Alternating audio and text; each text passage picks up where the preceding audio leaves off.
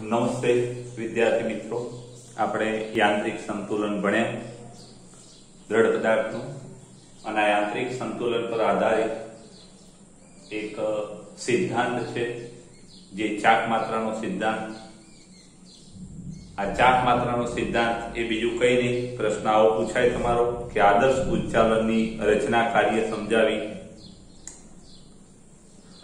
બળની ચાક માત્રા સમજાવો અથવા ચાક માત્રાનો સિદ્ધાંત સમજાવો અથવા ઉચ્ચાલનનો સિદ્ધાંત સમજાવો. તો આ બધાનો એક આ કોમન પ્રશ્ન છે. તો ખાસ યાદ રાખજો, આ ચાક માત્રા એટલે બીજું કઈ નહીં, ઉચ્ચાલનનું સાધન જ છે મિત્રો. તો આદર્શ ઉચ્ચાલન જેને લીવર કહેવાય, લીવર એટલે મિત્રો બીજું કઈ નહીં, એક સળિયો, એના માટે આ શબ્દ વપરાય છે લીવર. તો આદર્શ ઉચ્ચાલન છે એ મજબૂત હલકો સળિયો હોય છે અને આ જે સળિયો છે એના કોઈ એક બિંદુ પર એને ટેકવવામાં આવે છે અને આ જે બિંદુ પર ટેકવવામાં આવે છે એને આધાર બિંદુ કહેવામાં આવે છે. તો મિત્રો આદર્શ ઉચ્ચાલન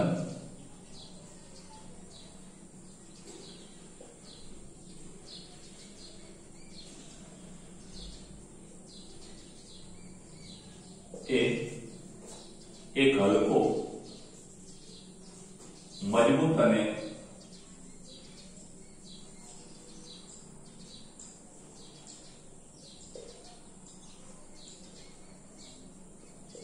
સળિયો છે જેના કોઈ એક બિંદુને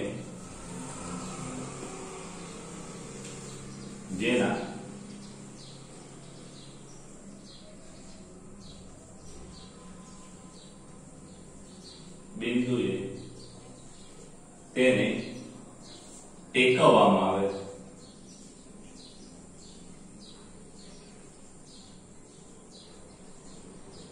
આ બિંદુને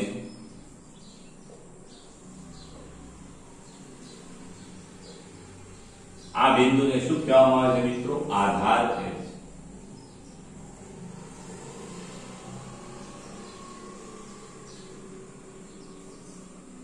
આનું એક સાદું ઉદાહરણ મિત્રો, ચીચવો. આપણે ચિલ્ડ્રન ગાર્ડનમાં જઈએ તો ચીચવો હોય છે, વચ્ચે આવીને એક આધાર પર આ બાજુ એક બાળક ને બીજું એક બાળક આ બાજુ અને બંને બાજુ આમ રમત રમતા હોય, એટલે આ ચીચવો એ આનું એક સારું ઉદાહરણ છે. પછી આકૃતિની આપણે વાત કરીએ તો આધારથી બિંદુ એ d1 અંતરે છે અને આ બાજુની જે ભુજા છે એનું અંતર છે d2 અને એના પર જે બે બળો લાગે છે એ F1 અને F2 છે. એટલે આપણે એમ કહી શકીએ કે આધારથી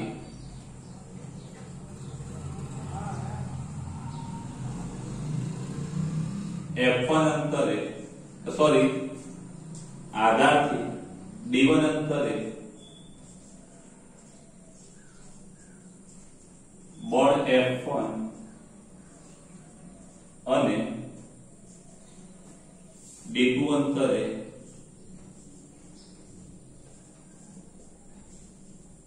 બળ F2 એક જ દિશામાં લાગે છે.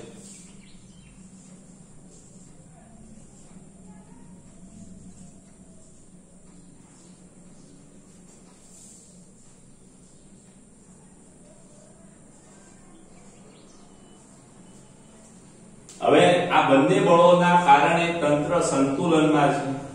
ખાસ યાદ રાખજો, આ બંને બળોના કારણે તંત્ર સંતુલનમાં છે. અહીં આપણે આધારની વાત કરીએ તો આધાર વડે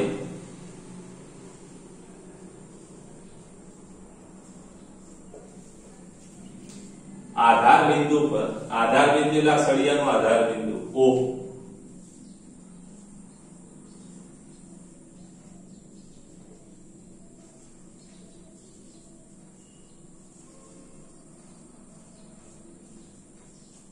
ઉર્ધ્વ દિશામાં અથવા ઉપરની દિશામાં બળ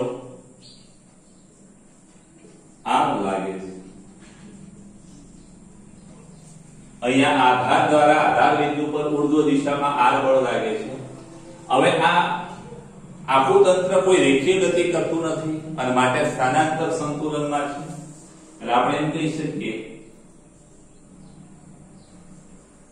આ રચના એટલે મિત્રો ઉચ્ચાલન નું સાધન યાંત્રિક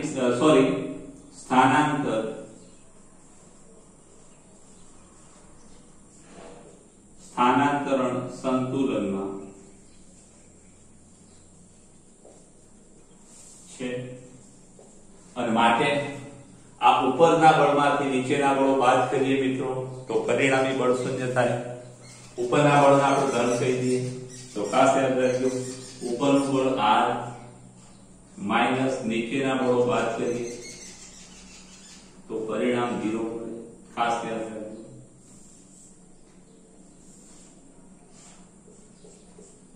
ઉપરના બળોમાંથી નીચેના બળો બાદ કરી મિત્રો તો પરિણામી બળ શૂન્ય મળે. હવે પ્રશ્ન એ થશે તમને કે તીર કેમ ના મારે મિત્રો? એક જ દિશાની વાત હોય તો કોઈ એક દિશાને ધન કહી દો બીજી દિશા ઋણ થઈ જાય એટલે આપણે તીર મારવાની જરૂર નથી. બીજી વાત મિત્રો કે આ જે તંત્ર છે એ કેવા તો ચાક ગતિય સંતુલનમાં છે. આ તંત્ર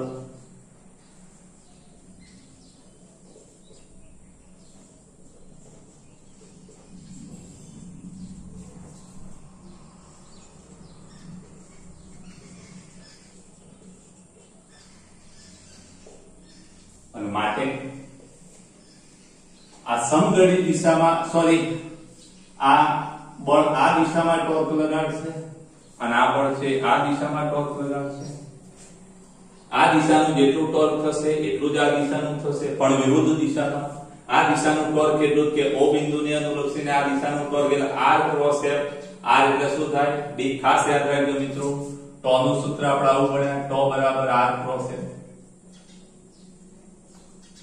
અને ટો નું મૂલ્ય શું થાય તો કે rf sin θ. અહીંયા મિત્રો ખાસ યાદ રાખજો r એટલે o થી r એટલે d1 અને f એટલે f1 અને ખૂણો કેટલો આ 90. આ દિશાનું ટોર્ક આપણે ધન ગણીએ તો આ દિશાનું ટોર્ક ઋણ થશે. એટલે ચાર ગતિય સંતુલનમાં છે માટે વિષમ ઘડી દિશાનું ટોર્ક કેટલું f1 d1 sin 90 f1 d1 sin 90 sin 90 એક થાય મિત્રો. એટલે ડાયરેક્ટ આપણે એમ કહી શકીએ કે f1 d1 આ દિશાના ટોર્કમાંથી આ વિષમ ઘડી દિશાના ટોર્કમાંથી સમઘડી દિશાનું ટોર્ક બાદ કરી -f2 d2 is equal to 0. મિત્રો ખાસ યાદ રાખજો આપણું તંત્ર છે એ ચાર ગતિય સંતુલનમાં છે. ખાસ યાદ રાખજો મિત્રો આ બિંદુ આ છે આધાર બિંદુ તો આ દિશાનું આ બળ છે આ દિશામાં ટોર્ક લગાડે અને આ બળ છે આ દિશામાં ટોર્ક લગાડે. ખાસ યાદ રાખજો કે આ બંને બળો સમાન હોય. આ બંને બળોના કારણે ટોર્ક સમાન હોય તો આ દિશાનું ટોર્ક અને આ દિશાનું ટોર્ક સમાન હોય સંતુલનમાં. આ દિશાના ટોર્કને ધન ગણી આ દિશાના ટોર્કને ઋણ ગણી. એટલે આ વિષમ ઘડી દિશાનું ટોર્ક ઋણ છે ધન છે. સમઘડી દિશાનું ટોર્ક ઘડિયાળ મૂકી દેવા જોવાની મિત્રો તો ઘડિયાળ આમ કરે. સમઘડી દિશાનું ટોર્ક ઋણ અને આ દિશાનું ટોર્ક એટલે અહીંયા વિષમ ઘડી દિશાનું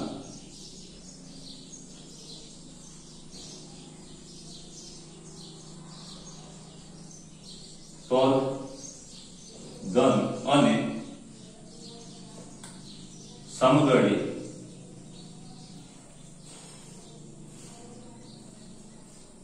દિશાના ટોર્કને ઋણ લીધેલ છે. ખાસ યાદ રાખજો મિત્રો.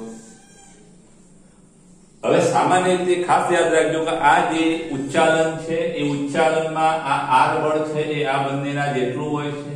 એટલે રેખીય સંતુલનમાં છે ચારગતીય સંતુલનમાં છે એટલે યાંત્રિક સંતુલનમાં છે. અને યાંત્રિક સંતુલનમાં હોય ત્યારે આ ટોર્ક પણ શૂન્ય થાય બંને બળોના કારણે હવે જરા ખાસ યાદ રાખજો, આ જે ટોર્ક લીધું એ આ ખાસ યાદ રાખજો, O બિંદુને અનુલક્ષીને ટોર્ક.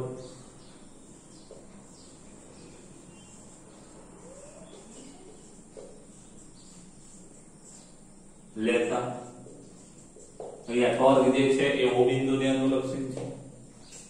હવે આ જે ઉચ્ચાલનમાં એક બાજુનું જે બળ છે એ સામાન્ય રીતે કોઈ ભાર ઉચકવા માટે થતું હોય છે, એટલે આ F1 છે એને ભાર કહેવામાં આવે છે, વજન. અને આધાર બિંદુથી આ ભાર અથવા તો વજન બળ છે ત્યાં સુધીનું જે અંતર છે એને ભારભુજ કહેવામાં આવે છે, ભારભુજા. અને આ બાજુ બે બિંદુ આગળ આપણે શું લગાડીએ છીએ કે આને ઉચકવા માટે પ્રયત્ન કરીએ છીએ. તો આ જે બળ F2 છે એને પ્રયત્ન બળ અથવા પ્રયત્ન કહેવામાં આવે છે, અને આધારથી બી બિંદુનું જે અંતર છે એને પ્રયત્ન ભુજ કહેવામાં આવે છે. એટલે આધાર ભુજ અને પ્રયત્ન ભુજ. એટલે ખાસ યાદ રાખજો, આ D1 છે એ આધાર ભુજ છે, આ D1 છે એ શું છે? આધાર ભુજ. તો આપણે લખી દઈએ કે D1 એ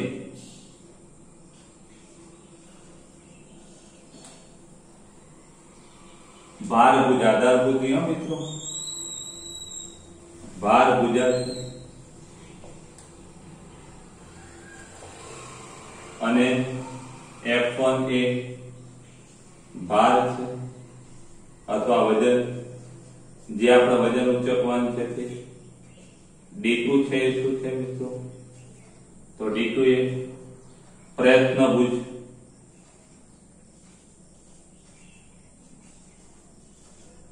અને F2 એ શું છે? તે F2 એ પ્રયત્ન બળ પણ કહેવામાં આવે છે મિત્રો. હવે ખાસ યાદ રાખજો મિત્રો, આના આધારે આ સમીકરણ 2 પરથી આપણે એમ કહી શકીએ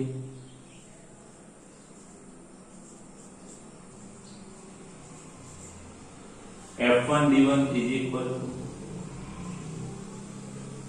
F2 D2 થશે. આપણું સમીકરણ નંબર આપણું આ 3 ખાસ યાદ રાખજો. અને આમાં આ જે F1 છે એ ખૂબ મોટું હોય, F2 છે એ ખૂબ નાનું હોય, અને આ D1 નાનો હોય, D2 મોટો હોય. ખાસ યાદ રાખજો, આના પરથી એમ કહી શકાય કે F1 ભાગ્યા F2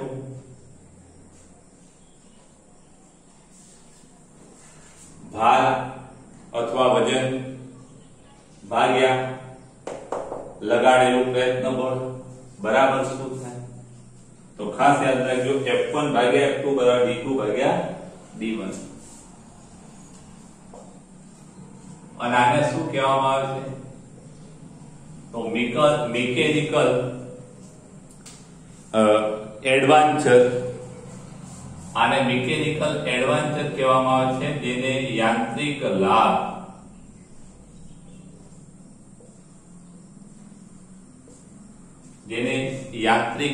કહેવામાં આવે છે મિત્રો. ખાસ યાદ રાખજો કે જો 1 મીટરની ભુજા હોય, 1 મીટરનો તમે સળિયો લીધો હોય મજબૂત 1 મીટરનો, અને અહીંયાથી 10 સેન્ટીમીટરના અંતરે અહીંયા તમે 10 સેન્ટીમીટરના અંતરે 10 કિલોગ્રામ 10 સેન્ટીમીટરના અંતરે માનો કે તમે 90 કિલોગ્રામ 9 કિલોગ્રામ પદાર્થ તમે અહીંયા બાંધેલો હોય, તો મિત્રો એ 9 કિલોગ્રામ પદાર્થને અહીંયાથી ઉચકવા માટે આ બાજુ 10 સેન્ટીમીટર છે, આ બાજુ 10 સેન્ટીમીટર છે, આ બાજુ 90 સેન્ટીમીટર છે. એટલે આ તમે 9 કિલોગ્રામ ને ઉચકવો હોય તો આ બાજુ તમારે માત્ર 1 કિલોગ્રામ વજન મૂકવું પડે. અહીંયા તમે 1 કિલોગ્રામ વજન મૂકો તો અહીંયાથી 9 કિલોગ્રામ વજન ઉચકાય. જો આ અંતર છે એ 10 સેન્ટીમીટરના 90 સેન્ટીમીટર હોય તો આ એનો યાંત્રિક લાભ છે. તમે 1 કિલોગ્રામ જેટલા બળથી પેલી બાજુ બહુ મોટું વજન એટલે કે 9 કિલોગ્રામનું વજન પણ તમે 1 કિલોગ્રામ જેટલું બળ લગાડી પણ તેને ઉચકી શકો છો. આ એનો યાંત્રિક લાભ છે, ખાસ યાદ રાખજો. આ જે ઉચ્ચાલનનો સિદ્ધાંત તમારે ખાસ યાદ રાખજો. ક્યાંક જૂના જે પાણી ખેંચવાના કુવા હતા એમાં પણ ઢેકો કહેવામાં આવે છે. એ ઢેકવાનો ઉપયોગ કરવામાં આવતો કે જેમાં એક બાજુ જે લાકડું હોય, લાકડાની એક બાજુ ઘણી ચીકણી માટી એને ચીપકાઈ દેવામાં આવે અને પછી એનો ઉપયોગ કરી અને પાણી ઉપર કાઢવામાં આવતું. એવી રચનાઓ પણ જૂના જમાનામાં કુવામાં વપરાતી. ખાસ યાદ રાખજો મિત્રો, અહીંયા જે બળ છે એ લંબ છે. જો લંબ ના હોય બળ સળિયાને તો પણ આ ચાક માત્રાનો સિદ્ધાંત લગાડી શકાય છે. આ જે સૂત્ર છે આપણું એ ચાક માત્રાનો સિદ્ધાંત છે, ખાસ યાદ રાખજો. એટલે ઘણી જગ્યાએ ચાક માત્રાનો સિદ્ધાંત હવે વાપરવાનો આવશે દાખલા ગણવામાં. સ્ક્રીનશોટ લઈ લેજો, સારા અક્ષય ઉતારી દેજો.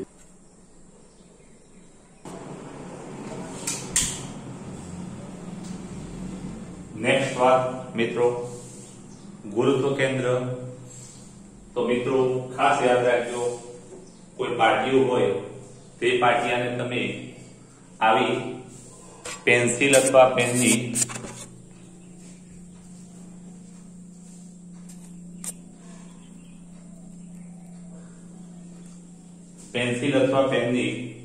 અણી પર તમે ઘણા પ્રયત્નો દ્વારા એને આ રીતે સમતોલિત કરી શકો. અને આવી રીતે સમતોલિત કરી અને કોઈ એક બિંદુ તમે શોધી શકો કે જે બિંદુ પર એ પાટિયું છે એ સમતોલિત અવસ્થામાં રહી શકે અથવા સંતુલિત સ્થિતિમાં રહી શકે. અને જે બિંદુ પર આ પાટિયું સંતુલિત સ્થિતિમાં રહે એ બિંદુ એટલે એનું ગુરુત્વ કેન્દ્ર G કહેવામાં આવે છે મિત્રો. ગુરુત્વ કેન્દ્ર, જેને સેન્ટર ઓફ ગ્રેવિટી કહેવામાં આવે છે, CG અથવા તો ગુરુત્વ કેન્દ્ર C કહેવામાં આવે છે. હવે મિત્રો અહીંયા જે અણી પર આ જે પાટિયું સ્થિર છે એ ગુરુત્વ કેન્દ્ર, અને એ જે ગુરુત્વ કેન્દ્ર છે એ ગુરુત્વ કેન્દ્ર પર આ પેન્સિલની અણી દ્વારા ઉર્ધ્વ દિશામાં શું લાગે છે તો કે ઉર્ધ્વ દિશામાં એના પર પ્રત્યાઘાતી બળ અથવા તો ઉર્ધ્વ દિશામાં પ્રતિક્રિયા બળ લાગે છે. અને આ પૂંઠાનું સમગ્ર ગુરુત્વાકર્ષણ બળ છે, વજન બળ છે, એ આ જે અણી છે એના પર લાગે છે, જેના આપણે કેપિટલ MG કહીશું. મિત્રો આ કેપિટલ M એ શું છે તો કે પૂંઠાનું કુલ દળ છે. હવે આના પરથી એમ કહી શકાય કે આ રેખીય એટલે કે સ્થાનાંતરણ સંતુલનમાં છે આ પાટિયું. જે બિંદુને અનુલક્ષી જેટલું વજન બળ છે એટલું જ અહીંયા આ બિંદુ દ્વારા ઉર્ધ્વ દિશામાં શું લાગે છે તો કે પ્રતિક્રિયા બળ લાગે છે. એટલે આ બંને બળો સમાન મૂલ્યના છે, પરસ્પર વિરુદ્ધ દિશાના છે. એટલે આખું પૂઠું છે એ રેખીય સંતુલન અથવા તો સ્થાનાંતરણ સંતુલનમાં છે. એટલે આ પૂઠું સ્થાનાંતરણ સંતુલનમાં તો છે. હવે ખાસ યાદ રાખજો, આ પૂઠાના જુદા જુદા કણો હશે મિત્રો. તો આ પૂઠાના જુદા જુદા કણો પર લાગતા જે ગુરુત્વાકર્ષણ બળ હશે, વજન બળ છે, માનો કે અહીંયા કોઈ કણ આપણે M1 કહીએ તેનું અધો દિશામાં બળ mg થશે. ખાસ યાદ રાખજો. બીજો કોઈ કણ હશે આ બાજુ, તેનું આ દિશામાં બળ mg થશે.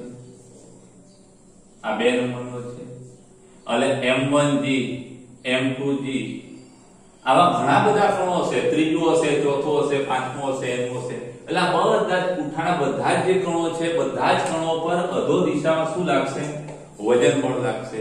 હવે મિત્રો ખાસ યાદ રાખજો, આ બધા જ વજન બળોનો સરવાળો એટલે કેપિટલ MG. કેપિટલ MG કેટલો છે? R જેટલો.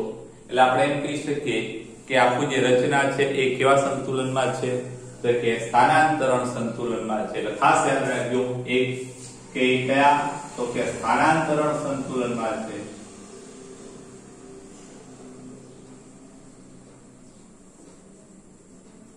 કારણ શું કે R બરાબર mg, R બરાબર mg અથવા R માઈનસ mg બરાબર 0. આમ પણ કહેવાય R માઈનસ mg બરાબર 0. તમે આ લખો અથવા ઉપર વાળો. હવે ખાસ યાદ રાખજો મિત્રો, આ જે બળો છે m1g, m2g જુદા જુદા કણો પર જે અધો દિશામાં લાગે છે, અને આ બધા જ બળોના કારણે આ G બિંદુને અનુલક્ષીને ચાક માત્રા બળની અથવા બધા જ બળોની G બિંદુને અનુલક્ષીને ચાક માત્રા એટલે કે ટોર્ક નો સરવાળો કરવામાં આવે તો શૂન્ય થાય.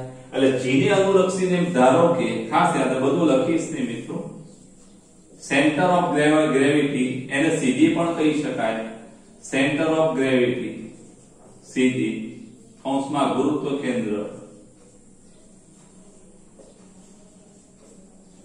ને અનુલક્ષીને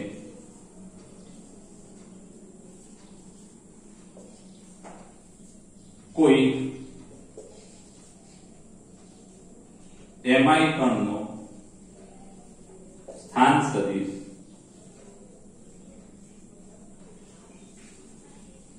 ri અને માટે આ કણનું ટોર્ક કેટલું થાય, માટે આ કણનું ટોર્ક સેન્ટર ઓફ ગ્રેવિટી ને અનુલક્ષી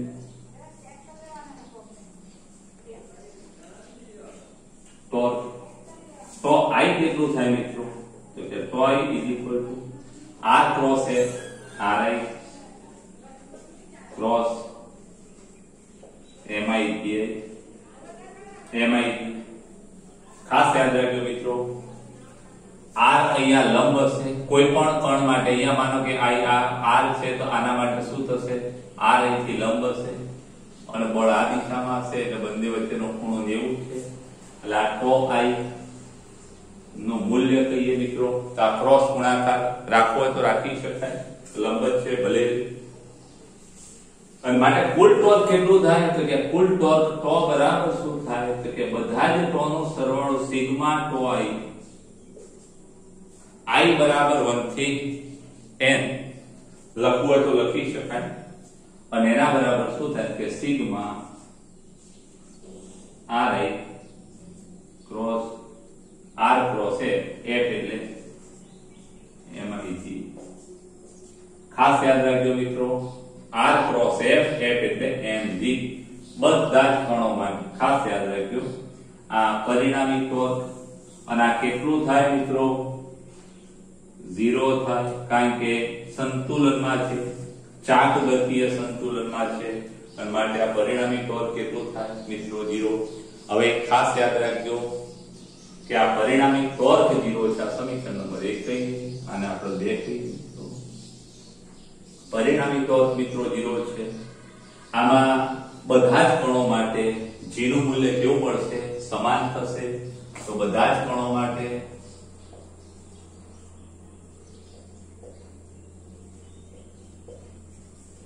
g અચળ છે, અને માટે આ સરવાળામાં આપણે એમ કહી શકીએ કે sigma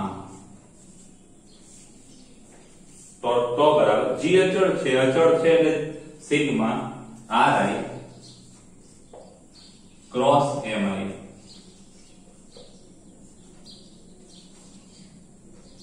is equal to 0. g અચળ છે એટલે સિગ્મા ri ક્રોસ mi. હવે ક્રોસ ગુણાકારમાં મિત્રો આ mi એ અદિશ રાશિ છે, એટલે આ mi આપણે આની સાથે લઈ લઈએ, mi ri આ ક્રોસ પછી g અચળ છે એટલે આપણે પેલી બાજુ લઈ જઈ શકીએ, એટલે સિગ્મા mi ri બરાબર શું થાય મિત્રો 0 થાય. આ સમીકરણ નંબર આપણું આ 3 ખાસ યાદ રાખજો. અને જ્યારે ખાસ યાદ રાખજો મિત્રો, જ્યાં જે બિંદુ માટે આ શરત અને આ બંને શરત સમાન હોય, આ જે શરત પડાય એટલે સમજી લેવાનું કે આ g બિંદુ એ શું કહેવાય, g બિંદુ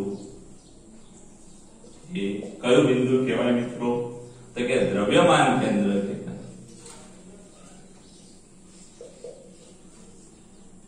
દ્રવ્યમાન કેન્દ્ર સેન્ટર ઓફ માસ cm બને.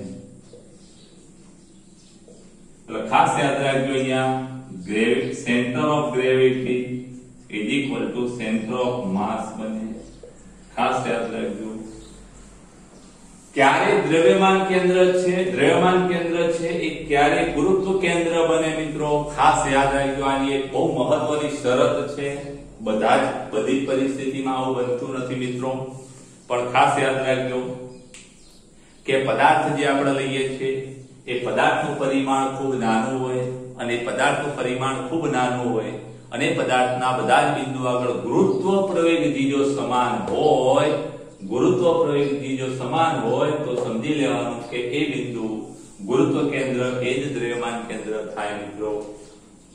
અને જો પદાર્થનું પરિમાણ નાનું ના હોય, પદાર્થનું પરિમાણ અથવા પદાર્થ ખૂબ વિસ્તૃત હોય અને આવા વિસ્તૃત પદાર્થના જુદા જુદા બિંદુઓ આગળ ગુરુત્વ પ્રવેગ સમાન ના હોય અને આવી પરિસ્થિતિમાં જ્યારે ગુરુત્વ પ્રવેગ સમાન ના હોય જુદા જુદા બિંદુ આગળ એટલો વિસ્તૃત પદાર્થ હોય ત્યારે આ સેન્ટર ઓફ માસ અને ગુરુત્વ દ્રવ્યમાન કેન્દ્ર અને ગુરુત્વ કેન્દ્ર સમાન હોતા નથી. એટલે ખાસ યાદ રાખજો કે નાના પદાર્થો માટે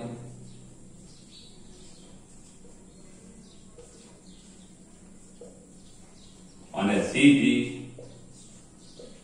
is not equal to CM. કેવા પદાર્થો માટે? તો ખૂબ જ મોટા વિસ્તૃત પદાર્થો માટે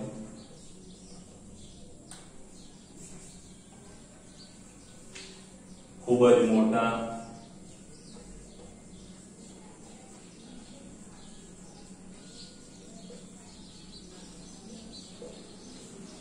હવે મિત્રો આ દ્રવ્યમાન કેન્દ્ર મેળવવા માટેની બીજી એક સરળ રીત છે, એ જરા જોઈ લઈએ. ખાસ યાદ રાખજો, અહીંયા એ લઈ લઈએ. આપણને કોઈ એક પૂઠું આપેલું છે અને એ પૂઠું અનિયમિત આકારનું છે અને આવા અનિયમિત આકારના પૂઠાનું આપણે દ્રવ્યમાન કેન્દ્ર અથવા ગુરુત્વ કેન્દ્ર નક્કી કરવું છે. તે ગુરુત્વ કેન્દ્ર નક્કી કરવા માટે શું કરવું પડે? તો કે એના માટે એક આપણે આધાર લઈએ અને એ આધાર પરથી પૂઠાના જુદા જુદા બિંદુઓ લઈએ, A, B અને C, A1, B1 અને C1 આવા ત્રણ બિંદુઓ લઈએ અને આ A1 બિંદુ પરથી આમ લટકાવીએ અને અહીંયા એક ઉર્ધ્વ દોરી બરાબર છે, અહીંયાથી ઉર્ધ્વ લીટી દોરીએ. ખાસ યાદ રાખજો, અહીંયા દોરી આપણે એને લટકાવીએ, આવા પૂઠાને દોરી વડે લટકાવતા અહીંયા દોરીમાંથી પસાર થતી જે રેખા છે એ રેખા A1 A2 મળે આપણને. ત્યાર પછી કોઈ બિંદુ B માંથી આપણે એને લટકાવીએ, B1 માંથી, અને ત્યારે આ દોરી સાથે એકાકાર જે રેખા મળે એ B1 B2 મળે. અને જ રીતે ત્રીજા કોઈ બિંદુ C1 આગળથી બાંધી લટકાવીએ અને ત્યારે જે રેખા મળે C1 C2 મળે. તો આ ત્રણ રેખાઓ જ્યાં છેદે એ છેદન બિંદુ એ શું થાય? તો કે ગુરુત્વ બિંદુ કહેવાય, સેન્ટર ઓફ ગ્રેવિટી. આ કોઈ અનિયમિત આકારનું પૂઠું હોય તો ગુરુત્વ કેન્દ્ર શોધવાની આ એક રીત છે. ગુરુત્વ કેન્દ્ર એ જ આપણું દ્રવ્યમાન કેન્દ્ર થશે મિત્રો. જો નિયમિત પદાર્થ હોય તો નિયમિત પદાર્થનું દ્રવ્યમાન કેન્દ્ર એ એનું ભૌમિતિક કેન્દ્ર હોય. દાખલા તરીકે કોઈ પાટિયું છે આવું, તો આ પાટિયાનું ભૌમિતિક કેન્દ્ર એટલા કર્ણ છે એકબીજાને છેદે એ જ બિંદુ એનું ભૌમિતિક કેન્દ્ર, એ જ એનું દ્રવ્યમાન કેન્દ્ર, એ જ એનું ગુરુત્વ કેન્દ્ર. પછી કોઈ વર્તુળાકાર તકતી હોય મિત્રો, તો વર્તુળાકાર તકતીનું દ્રવ્યમાન કેન્દ્ર, ગુરુત્વ કેન્દ્ર એ એનું ભૌમિતિક કેન્દ્ર હોય, એટલે એનું જે કેન્દ્ર હોય. પછી વર્તુળાકાર રિંગ હોય તો પણ એનું ભૌમિતિક કેન્દ્ર દ્રવ્યમાન કેન્દ્ર હોય. આ બધા નિયમિત આકારના પદાર્થોના દ્રવ્યમાન કેન્દ્ર કે ગુરુત્વ કેન્દ્ર એક જ બિંદુ આગળ હોય અને એ એના ભૌમિતિક કેન્દ્રો હોય. જરા સ્ક્રીનશોટ લઈ અને ઉતારી દેજો.